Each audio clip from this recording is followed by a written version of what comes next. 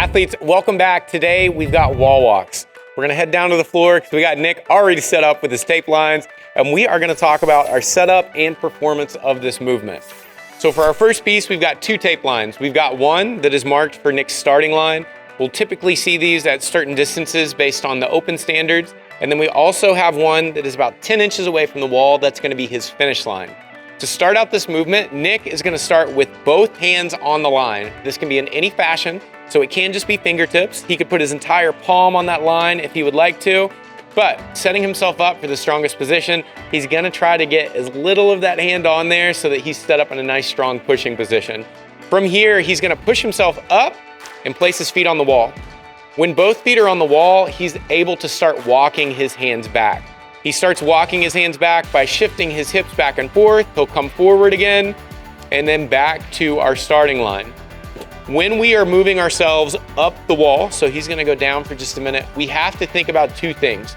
We wanna keep a nice hollow position so you can't banana out and drop those hips because those will make contact with the wall before you can touch the line. And the second thing is just like handstand walking, our weight shift happens at our hips. So Nick is gonna go through another rep here where he's gonna push himself up, feet go on the wall. He starts to shift his hips towards that hand that is still on the floor. And then he plants the other hand, shifts back, and he's gonna come back out for us. Now, when we've made contact with that line on the wall, you wanna think about being as efficient as possible about coming back out.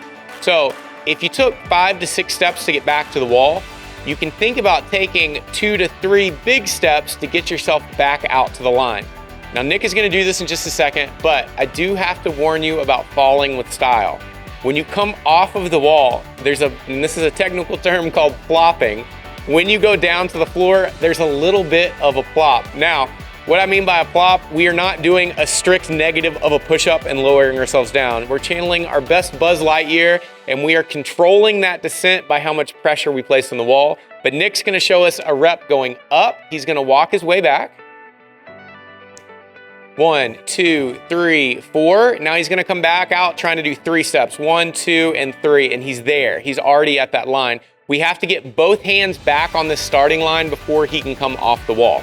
When we're going through this, breathing, as always, is super important. So Nick takes a nice deep breath before he starts his rep. He goes back with his air, and you'll hear those little micro breaths that he takes on the way out and then back in.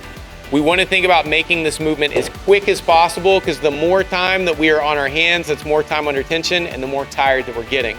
Lastly on this, what we can do is that we can give ourselves modified lines. So if getting to the wall is too difficult, we can put a line at our knees, at our hips, or even at our belly button so that we can practice walking our way back and then walking back out to that starting line.